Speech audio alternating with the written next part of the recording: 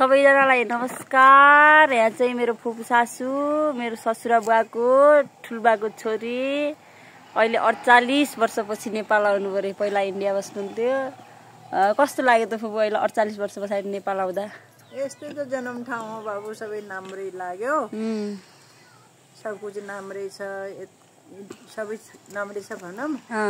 यहाँको मान्छे एकजुट भइकन कोही चिज माग गर्न सक्नेछन्, त्यो मलाई नाउँ लागेन।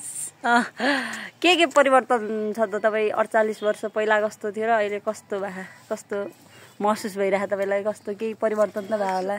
अहिले यही भएर छ कि घरमा पहिला छानावाले घर हुन्थ्यो, अहिले टिन हालेर छन्, कहिले पक्का बनाएर छन्। अलि त बदलाउ त आइएर छ, बाँकी त एकजुट भएन केही काम गर्न सकेर हिँड्छन्। अरू रोड सोड अलि सुविधा त छैन पहिला, बाटोघाटो बिजुली बत्ती अनि त्यो त रहेछ बाबु। सबै अब बस बुस पनि लाग्न चाहियो गाउँमा, सब सरकारी बस पनि लाग्न चाहियो। अनि तपाईँ अब नेपाल कहिले आउने त? नेपाल पनि सक्नु पर्यो सबले। अब तपाईँ नेपाल कहिले आउनु नि त? बस्ने गरेर आउने मन छ कि छैन? नेपाल कस्तो लाग्यो? बस्ने गरेर आउने मन लाग्यो कि लागेन? आइ पनि सक्छौँ बाबु, अब त्यो त पत्तै छैन आजसम्म। अब आइ पनि सक्छौँ, नअबि आइसक्छौँ, आइ पनि सक्छौँ। त्यो पनि हो। त्यो निर्णय अहिले केही भएको छैन। अब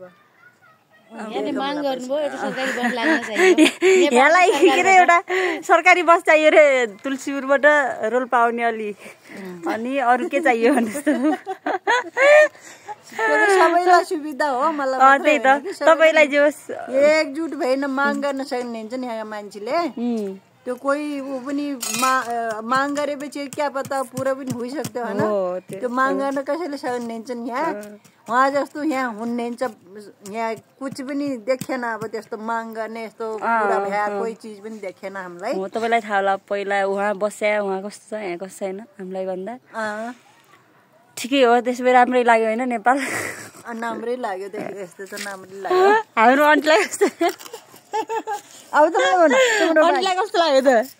अब यहाँ पनि भाइ कति 25 वर्ष बस्नु भयो, यहाँ चाहिँ आइरहनुहुन्छ वर्ष वर्षमा। बेला बखत त्यहाँ त अब मेरो लाज मार्नु भयो। लाज होला त।